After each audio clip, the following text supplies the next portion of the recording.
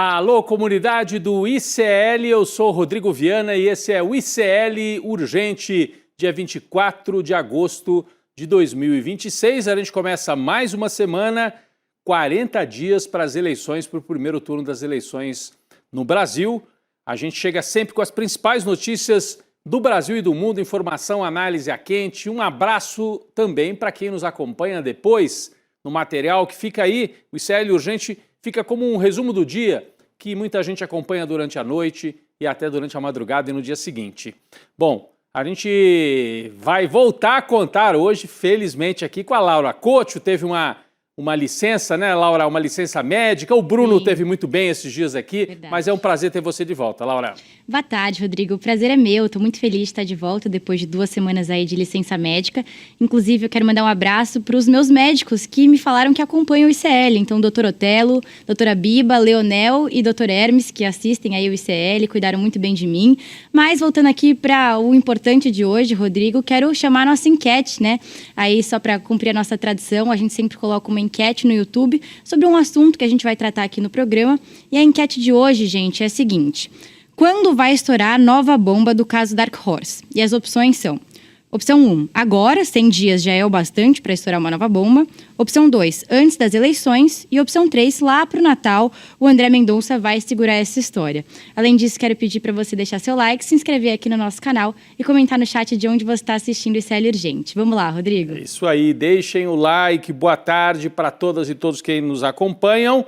Eu acho mais provável que o André Mendonça segure, não deixe estourar mais nada contra o Flávio Bolsonaro, que ele está nessa operação justamente, de tentar equilibrar o jogo e empurrar o caso do filho do Lula e segurar as investigações para não atrapalhar o Flávio Bolsonaro. Vamos acompanhar. Bom, mas falando no caso Dark Horse, o escândalo pode até ter saído dos holofotes da grande imprensa, né, que deu essa forcinha para o Flávio, não foi lá mais cobrar nada sobre o Dark Horse, mas a investigação agora volta a avançar por insistência do Supremo Tribunal Federal e dessa vez não é pelo André Mendonça, não. Vejam só, o ministro do STF, Flávio Dino, autorizou hoje a Polícia Federal a acessar os dados sobre a operação da Polícia Civil de São Paulo contra a produtora do filme Dark Horse, a Carina Gama. Semana passada a gente trouxe aqui que um perito, nesse caso que corre em São Paulo, um perito chegou a avaliar as notas fiscais e tudo. Esse material está todo disponível na Justiça de São Paulo e não se sabe por que a Polícia Federal até agora não tinha ido atrás desse material. Portanto, o Flávio Dino dizendo: peguem o material lá em São Paulo, essa personagem aqui que está na tela é fundamental. Carina Gama é dona da produtora responsável pelo filme. A Polícia Civil apontou suspeitas de fraudes e desvios de recursos públicos num contrato firmado pela ONG de Carina Gama, chamada Instituto Conhecer Brasil. Essa ONG firmou um contrato com a Prefeitura de São Paulo. Ela está sendo investigada por causa disso. Naquela época, a Polícia Paulista realizou buscas nas sedes do ICB e da Go Up Entertainment, que é a produtora dela, responsável pelo filme Dark Horse, além de 2 endereços residenciais da própria Carina em São Paulo. Bom, essa apuração de que o Flávio Dino pediu para irem buscar o material todo em São Paulo, para a Polícia Federal trazer para as investigações federais esse material, é uma apuração da Bela Megali no jornal O Globo, e a Laura tem mais informação sobre isso. Laura. Rodrigo, esse é mais um passo importante no caso da Dark Horse, depois de um tempo parado, né, sem muitas notícias. Mas agora atenção para essa informação. O foco da investigação da Polícia Federal é diferente das apurações da Polícia Civil de São Paulo. Mas os dados apreendidos com a produtora e também as empresas da Carina vão ser usados nas investigações da PF, que apuram se o filme Dark Horse utilizou recursos públicos ou não. E aí esses dados eles vão ser compartilhados da Polícia Civil de São Paulo para a PF no inquérito que investiga aí se o Dark Horse foi financiado, como eu falei, com dinheiro de emendas parlamentares, caso que está sob relatoria do ministro Flávio Dino. E aí vale lembrar que essa investigação envolve 5 parlamentares, entre eles o deputado federal Mário Frias, que destinou mais de 2 milhões de reais em emendas em 2024 para essa ONG aí da Carina Gama, que está em todo esse aí escopo todo da Carina Gama, né? Tem a ONG, tem a produtora. E aí em maio desse ano, o deputado negou que as emendas tenham sido direcionadas para a produção do filme Dark Horse, né, sobre a história do ex-presidente Jair Bolsonaro, mas agora falta convencer a PF sobre isso, né, Rodrigo? É importante a gente observar, Laura, você trouxe muito bem a explicação. Primeiro que tem a investigação na Polícia Paulista, que tem como foco os contratos da Carina Gama com a Prefeitura de São Paulo. Segundo, tem a Polícia Federal, que está investigando o dinheiro de verbas públicas que teria ido para o filme. Tem um outro fato. O ministro André Mendonça fica com a maior parte da investigação porque o Dark Horse acabou virando um subitem dentro da investigação do Vorcaro, do Master, do escândalo do banqueiro bandido. Só que o Flávio Dino, outro ministro do Supremo, investiga emendas parlamentares em geral. Emendas que teriam sido direcionadas de maneira criminosa em alguns casos, de maneira desleixada em outros casos. Ele está investigando emendas parlamentares. E dentro das emendas tem emenda para ligar com esse caso do Dark Horse, inclusive do Mário Frias, como mostrou aí a Laura. Então, se o André Mendonça não andar com o caso, o Flávio Dino pode andar, pelo menos nesse ramal que diz respeito às emendas parlamentares. É uma forma de não deixar o caso morrer, porque o André Mendonça está sentado em cima, não quer deixar esse caso avançar. Se depender dele, só avança investigação contra o filho do presidente Lula. A gente mostrou ali o Mário Frias, para quem não se lembra, né? Ele alguns anos atrás foi até ator de Malhação, né? Ficou famoso por isso. Quem olha assim nem diz, né, que ele foi ator aí daquela série moderninha e tal, do fim de tarde na Globo, na época em que a TV aberta era importante no Brasil e tal. Ele é ator, roteirista e participou do filme Dark Horse. Ele é ator do filme Dark Horse. E também, de certa maneira, ajudou na produção do filme. Ele seria um intermediário entre a família Bolsonaro e a Carina Gama. Por isso que ele é um personagem fundamental nesta investigação. A Polícia Federal busca também, em outra frente de investigações, a ajuda da Ancine, que é a Agência Nacional do Cinema, para saber qual a situação jurídica da prestação de contas, né, cronograma de gravação, exibição da obra, prestação de contas de Dark Horse. A Ancine é responsável pela regulação e fiscalização do mercado audiovisual brasileiro. Agência Nacional do Cinema. Tudo que diz respeito a cinema passa pela Ancine. Na sexta-feira passada, a PF deu um prazo de 10 dias para que a agência forneça todas as informações solicitadas. A Laura tem mais detalhes sobre esse ramal, vamos dizer assim, Laura, mais um ramal da investigação também na Ancine. Sim, Rodrigo, e além do cronograma e da situação jurídica do filme, como você mencionou, a Polícia Federal também quer que a Ancine esclareça se o Dark Horse recebeu incentivos fiscais, recursos públicos federais ou quaisquer benefícios aí vinculados a políticas públicas. Outro ponto que a PF quer esclarecer é o seguinte: quais são as pessoas físicas ou jurídicas vinculadas ao Dark Horse, como produtores, coprodutores, distribuidoras, representantes legais e demais participantes aí do projeto. Vale lembrar que a própria Ancine também abriu um processo administrativo contra a produtora Go Up Entertainment, que é responsável pelo filme Dark Horse. A produtora da Carina Gama foi autuada por irregularidade aí na gravação do Dark Horse, porque produzir no Brasil uma obra cinematográfica estrangeira precisa ser comunicada à Ancine, o fato que não aconteceu. Então aí a Dark Horse, a produtora Go Up Entertainment, pode pagar uma multa de até R$100 mil, Rodrigo. E além desses ramais de investigação, né, Laura, as emendas que o Flávio Dino está investigando, a Ancine também, tem uma outra questão. Semana passada a Laura estava de licença médica, mas a gente lembrou isso. 100 dias da revelação do caso pelo Intercept. E até agora Flávio Bolsonaro não deu nenhuma explicação sobre o repasse de Vorcaro, no valor de mais de 60 milhões, como a gente lembrou ao longo da semana passada. Tem áudio. Manda o dinheiro aí, meu irmão. O dinheiro foi, uma parte pelo menos, foi para um fundo no Texas, administrado por um advogado ligado ao Eduardo Bolsonaro. Esse dinheiro foi parar no filme ou foi parar no bolso do Eduardo Bolsonaro? Né? Vale lembrar que uma das linhas de investigação da PF é saber se esses milhões de reais despejados, repito, por um bandido que está preso pelo maior golpe na história do mercado financeiro brasileiro. Esse bandido do mercado financeiro despejou dinheiro na mão, no bolso e num fundo ligado à família Bolsonaro. Esse dinheiro foi usado pelo Eduardo Bolsonaro para pagar despesas pessoais ou não? É um outro ramo de investigação.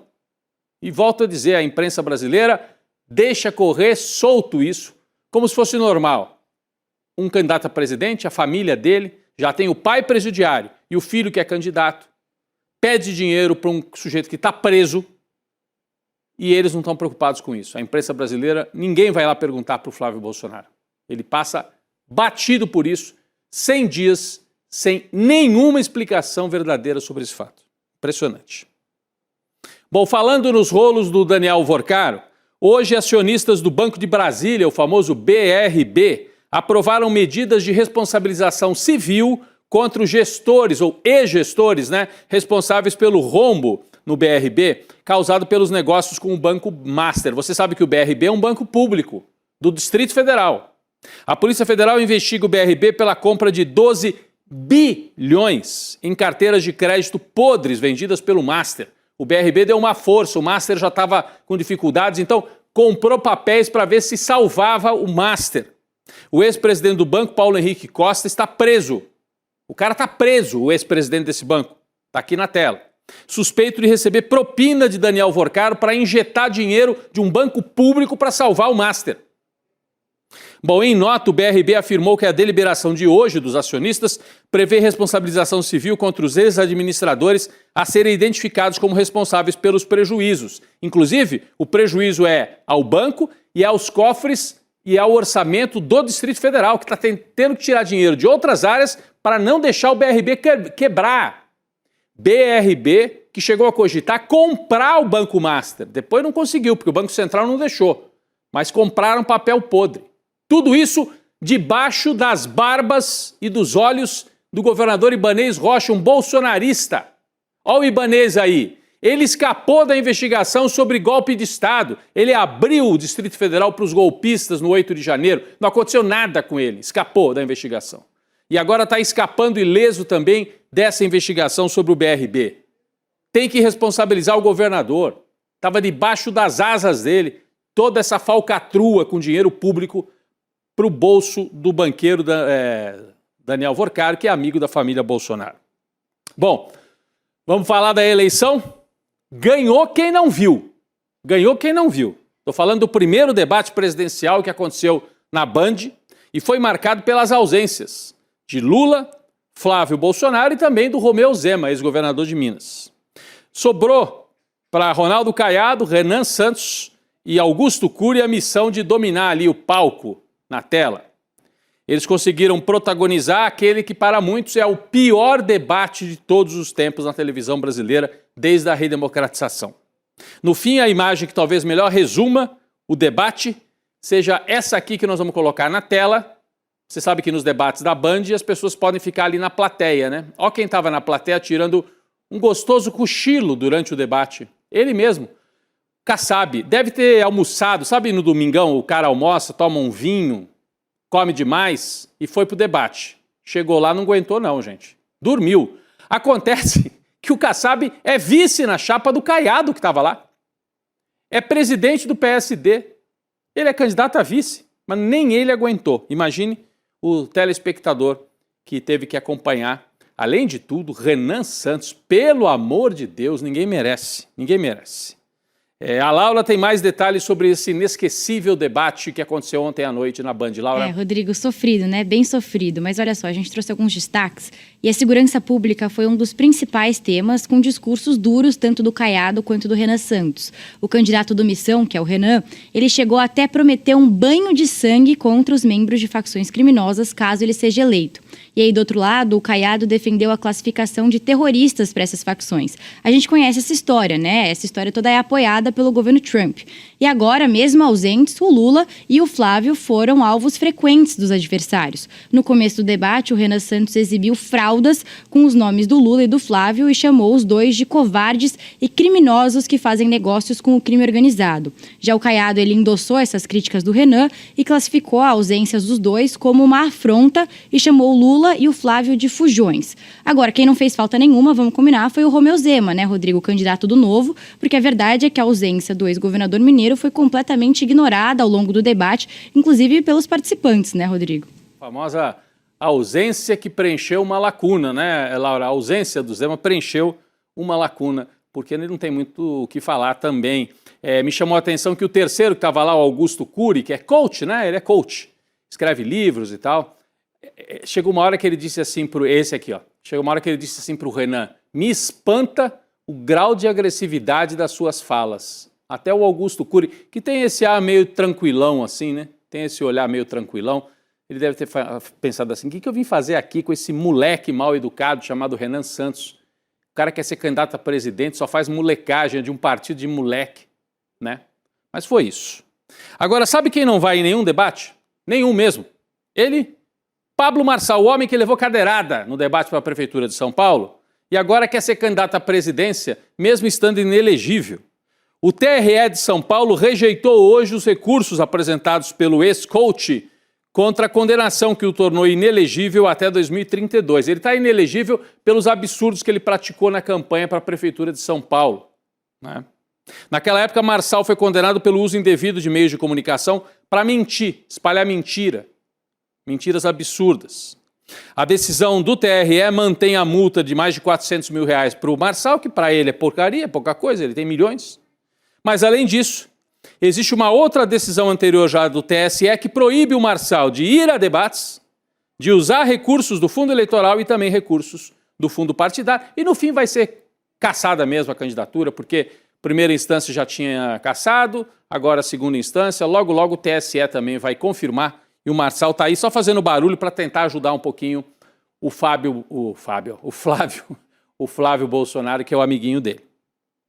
Bom, vamos falar aqui de um dos temas importantes das últimas semanas. Na imprensa tradicional brasileira, parece que só existe esse fato: o filho do presidente Lula. E o presidente falou o seguinte ontem também, abre aspas: ninguém está acima da lei. Foi a opinião do presidente sobre o filho mais velho, Fábio Luiz Lula da Silva, que está sendo acusado de uma série de ligações com lobistas e tal. O Lula fez esta afirmação durante uma entrevista à TV Record, que foi ao ar exatamente no momento do debate. Então, enquanto o Renan Santos estava falando besteira na Band, o Lula estava dando uma entrevista, tratando de temas mais sérios. Foi perguntado sobre esse assunto na entrevista pela Mariana Godoy, que foi a entrevistadora, e respondeu, abre aspas: todos nós somos obrigados a agir corretamente. Se alguém está agindo de forma equivocada, de forma errada, esse alguém tem que ser investigado. Isso vale para o meu filho, vale para qualquer pessoa. Ninguém está acima da lei. Se cometer erro, pelo tom das falas do Lula, dá a impressão que ele até desconfia que o filho pode ter se metido em alguma enrascada, mas não envolve o governo, não envolve o presidente. É um contrato, uma tentativa de fazer um contrato que não foi adiante. De qualquer maneira, o Lula está dizendo, tem que se explicar, tem que ser investigado. O presidente ressaltou a independência da Polícia Federal para investigar esse caso. O filho dele foi apontado como beneficiário indireto, né, na ação da lobista Roberta Luxinger, que atuava para tentar aprovar aí contratos na área de saúde do governo federal, contratos que não foram adiante pelo que se investigou até agora. Nos bastidores, a avaliação de Lula é de que é necessário intensificar os trabalhos de campanha. A Laura vai trazer mais detalhes sobre esse fato. Laura. Rodrigo, na avaliação do presidente, num caso como esse, né, dos inquéritos envolvendo o Fábio Luiz, mostra como o jogo político é volátil, né? Ou seja, pode mudar do dia para a noite. E aí, com isso em mente, o Lula tem repetido o discurso de que não se perde nem se ganha uma eleição de véspera. E aí, em conversas recentes, o presidente defendeu cautela na campanha, né, com aliados, e pediu para que eles intensifiquem esse corpo a corpo nas ruas. Segundo a apuração, o Lula tem dito ainda que essa vai ser uma campanha de território. O que isso significa? Com uma disputa voto a voto nos bairros. E por isso o presidente tem insistido aí para que os petistas estejam munidos de dados no embate com bolsonaristas. Vale dizer que há sim um temor quanto ao impacto do caso Fábio Luiz na campanha do Lula. Mas as pesquisas recentes dão um certo otimismo aí para o Lula. Pois é, Laura, a gente vai falar de pesquisa, porque hoje mesmo saiu uma em que o Lula está na frente no primeiro turno e no segundo turno há um empate técnico, é a pesquisa do BTG. No fim de semana, o Lula fez campanha em Minas Gerais e no Rio de Janeiro, foi à zona oeste do Rio, no estádio do Bangu, se reuniu ali com Eduardo Paes, candidato a governador, Benedita da Silva. E no fim de semana também circulou a pesquisa Datafolha, com vantagem para o Lula. Quando a Laura fala de um certo otimismo na campanha do Lula, é porque com tanto noticiário negativo, estavam achando até que podia ter encostado, né? O Flávio podia ter encostado, mas não. Olha só, o Datafolha que circulou no fim de semana, primeiro turno, Lula 39, Flávio Bolsonaro 33 e os outros lá para trás. 6 pontos de vantagem no Datafolha, que é uma pesquisa presencial, mais tradicional, né? Com mais tradição no mercado.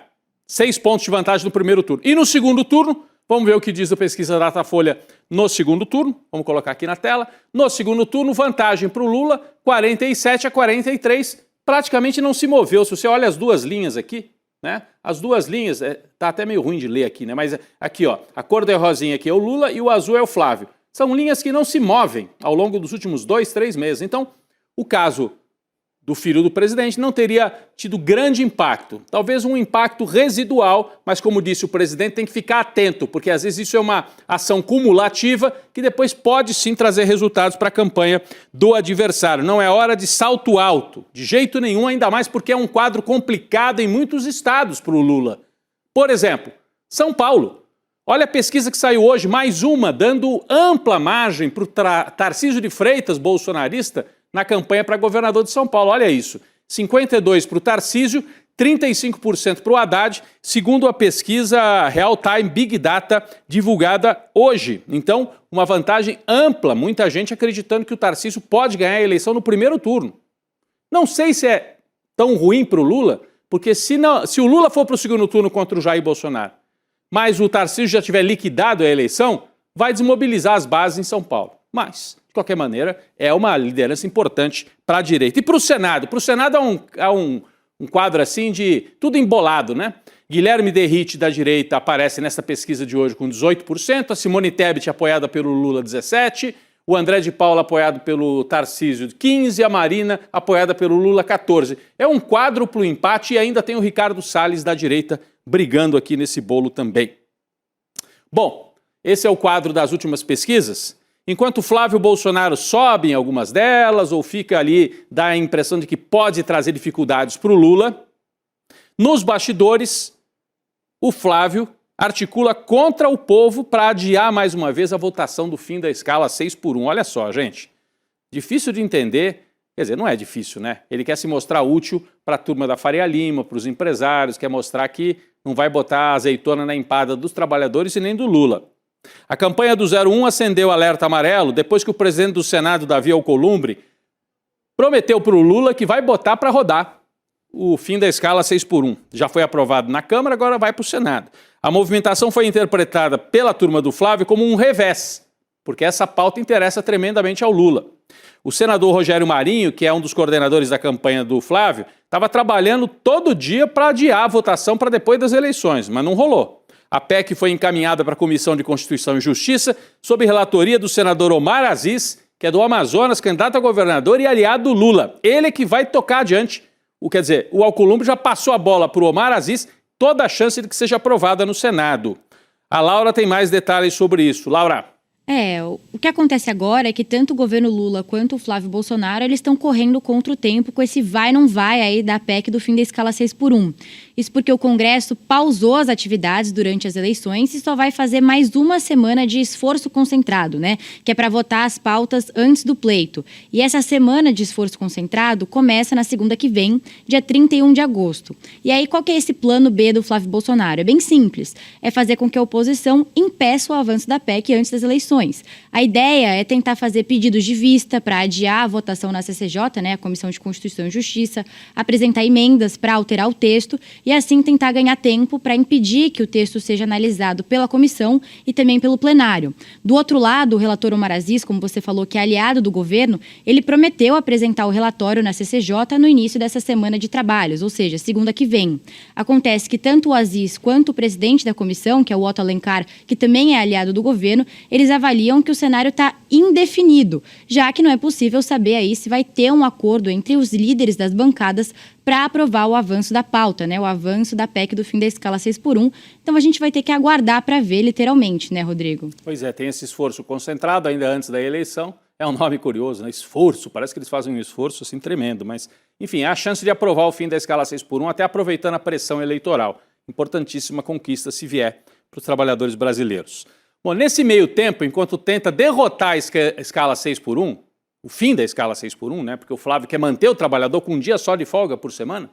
Enquanto isso, eles vão botando dinheiro no bolso, né? Olha só esse levantamento que mostra aqui quanto que a família Bolsonaro tem de patrimônio. São 8 integrantes da família que vão disputar as eleições. Eles são obrigados pela lei a apresentar declaração de patrimônio. A gente fez um quadro aqui mostrando quanto que eles têm, né, de grana, todos somados. Aí estão os filhos candidatos, a ex-mulher, a mulher Michele Bolsonaro. Olha só, o irmão Renato Bolsonaro, tem até o Marcelo Bolsonaro, que eu não sei direito quem é, que se é sobrinho, acho que é sobrinho do Bolsonaro. Tem prima, mulher do primo. Olha só, o mais rico deles é o Flávio. 8 milhões de patrimônio. Boa parte disso é a mansão de Brasília, financiada pelo BRB, e que vale muito mais do que 6 milhões, como ela está declarada. De qualquer maneira, o Flávio é que tem o maior patrimônio. E, em segundo lugar, a Michele, com 4 milhões e meio. Né? Em terceiro lugar, vem o Renato Bolsonaro, o irmão, que é candidato a deputado federal por São Paulo, com mais de 3 milhões de patrimônio. Depois vem o Carluxo, que é candidato em Santa Catarina. A Rogéria Bolsonaro, que é a ex-mulher, mãe dos filhos 01, 02, 03, que tem menos de 1 milhão ali de patrimônio, né? E vem os outros aí, Marcelo, Jair Renan e a Valéria Bolsonaro. São os milhões no ranking do patrimônio declarado pela família Bolsonaro. Pessoal, vamos falar aqui das emendas parlamentares. Essa decisão aqui é importante. Acabou a farra. O ministro Flávio Dino, a gente mostrou agora há pouco, foi para a ofensiva no caso do Dark Horse e agora vai para a ofensiva determinando a nulidade absoluta de qualquer emenda parlamentar que tenha sido indicada por presidente de partido. Por quê? Porque presidente de partido sem mandato não pode ficar dizendo onde é que vai gastar dinheiro do orçamento. Já é uma excrescência, deputado, arrancar o orçamento do Poder Executivo e dizer para onde vai o dinheiro. Agora, ainda mais gente que não tem nem mandato. O Dino já havia bloqueado 119 milhões em recursos enviados por Valdemar da Costa Neto, do PL, que não é deputado, mas ele usa outros mandatos para dizer para onde que vai o dinheiro. O ex-presidente da Câmara, Eduardo Cunha, também teve bens bloqueados por esse motivo. Não é mais deputado, mas tem a turminha dele e através dessa turma ele direciona dinheiro público.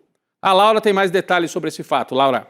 Na decisão, o ministro do Supremo, Flávio Dino, ele determinou que os presidentes da Câmara, Hugo Mota, e o presidente do Senado, Davi Alcolumbre, os dois eles devem comunicar imediatamente para as áreas técnicas das casas legislativas que os presidentes de partidos que, atenção, não são deputados e nem senadores, eles não podem indicar emendas. O Dino alertou que um eventual descumprimento deve resultar numa responsabilidade disciplinar sem um prejuízo aí das esferas penal e civil.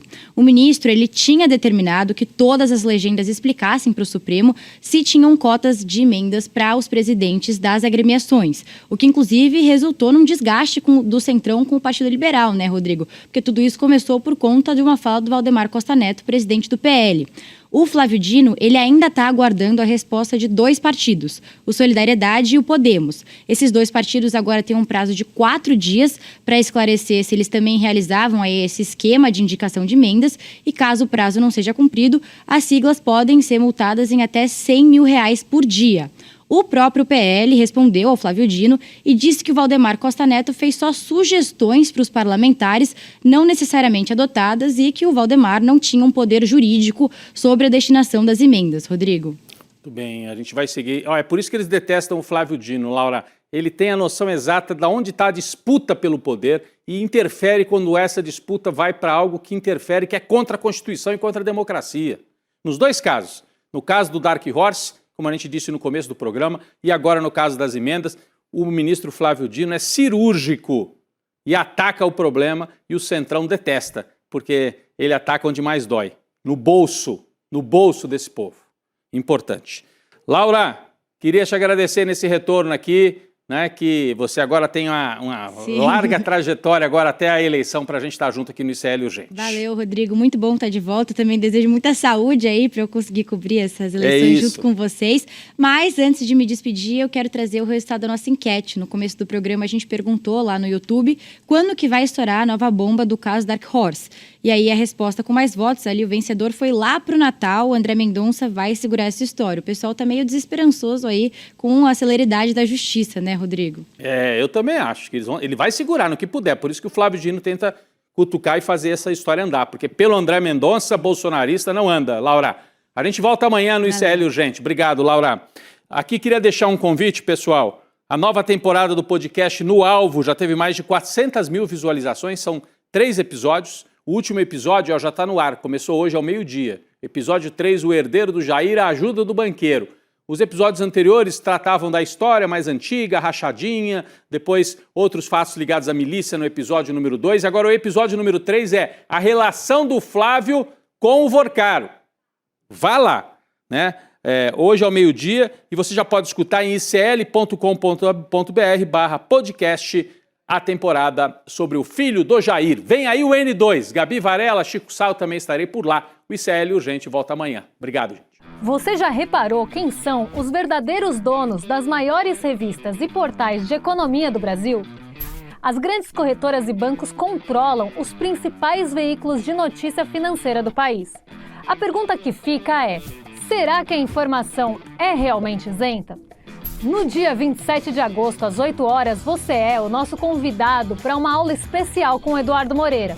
Um espaço 100% independente feito para te alertar sobre esses conflitos de interesse e ensinar você a analisar o mercado protegendo suas finanças por conta própria. Chega de depender de palpites ou de interesses de terceiros para cuidar do seu patrimônio. Eu vou passar a vida fazendo o quê? Mantendo o meu padrão? Eu acho que a vida tem alguma coisa a mais para valer a pena.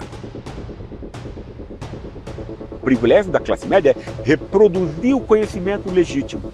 As boas universidades, línguas estrangeiras. Filosofia é amizade pela sabedoria ou amor ao saber.